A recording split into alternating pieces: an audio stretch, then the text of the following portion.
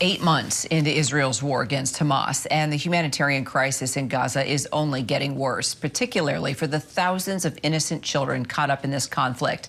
The UN has been on the ground in Gaza since the early days of the war, with UNICEF's James Elder keeping the world and us all updated on the human side of this conflict.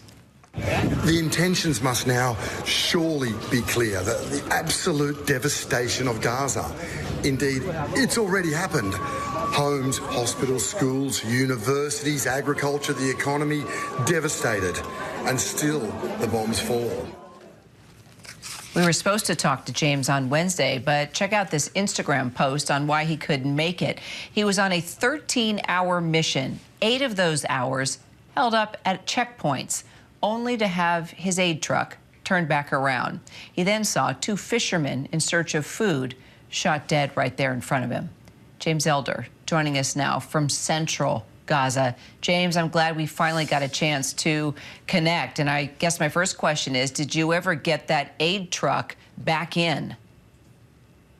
Not yet, Kira. We will. There is no doubt we will. It's critical, and we have so many other types of supplies as well. There's fuel for desalination plants. There's tents.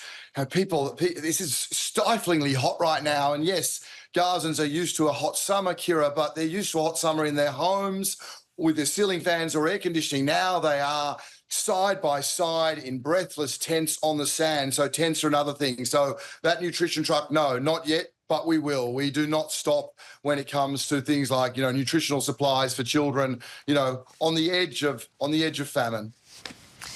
So describe to me what you have been seeing since we last talked. I mean, we talk about just the horrendous and horrific realities of what we're seeing every day, but is there any glimmer of hope? I mean, what are the moments that make you smile, if any? Because I know you deal with so many of these kids, and a lot of them don't even realize what's going on. They just want to be able to play outside and get something to eat when they can. Their innocence is extremely humbling.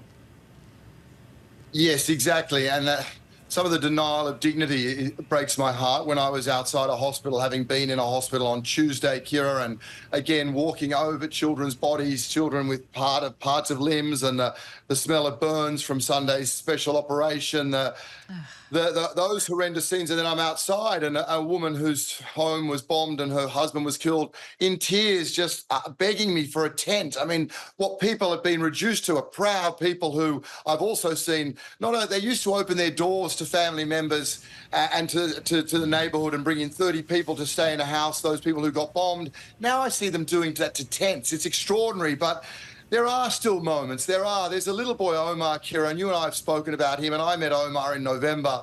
Quite an incredible boy, piercing blue eyes, soft blonde hair, and his father and mother and twin brother were all killed in an airstrike in November.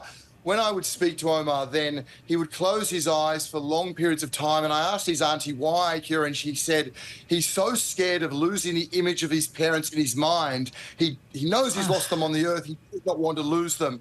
I saw him yesterday. I saw him again, and heartbreakingly, because I asked him, we spent time together, I gave him gifts, he gave me a bracelet, he gave me this ring.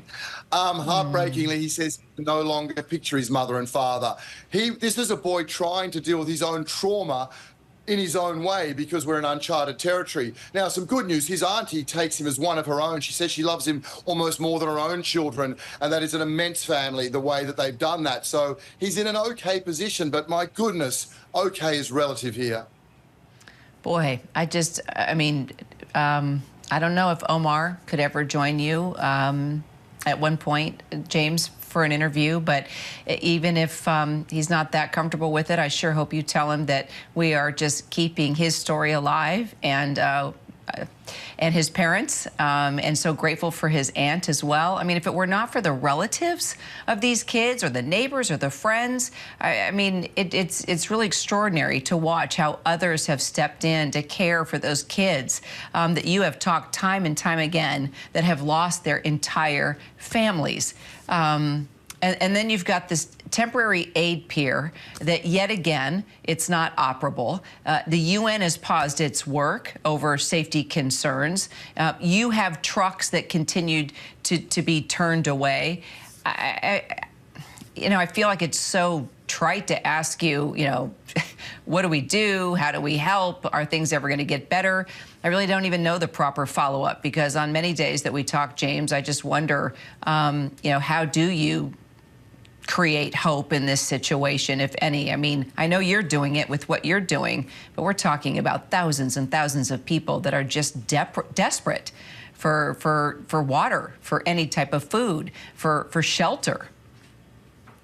No, completely, Kira. And there's a mix of hope. I mean, I've seen in the last 2 nights how psychologically that hope can be squashed. 2 nights ago, and this is 2 nights out of 250, 2 nights ago, at least where I am here, was absolutely sleepless. The bombardments were louder than anything I've heard. I thought I knew now what loud bombardments were. I knew nothing. This was like having pots and pans bashed next to my ear all night, and these were bombs, right? That means there's blasts, and a blast, it's why you see children with these wounds of war. A blast picks up bricks, it picks up wood, it hurtles everything. Last night, now having had a sleepless night, last night was drones.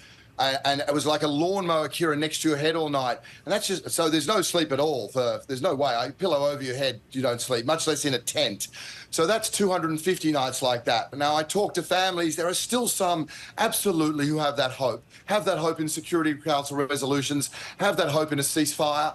And then there are others, and I find this dismaying and heartbreaking, Kira, who I've had young people, and not an insignificant number, say to me in the last few days, they hope a missile hits their tent and this is all over. That speaks to me when those people who have the power over this ceasefire, they're so utterly disconnected to the suffering of the people here. James, I'm just so grateful not only for the work that you're doing and what UNICEF is doing, but that you come to us and give us interviews and updates on a regular basis. We really are so grateful for everything that you're doing. James Elder with UNICEF. James, thank you.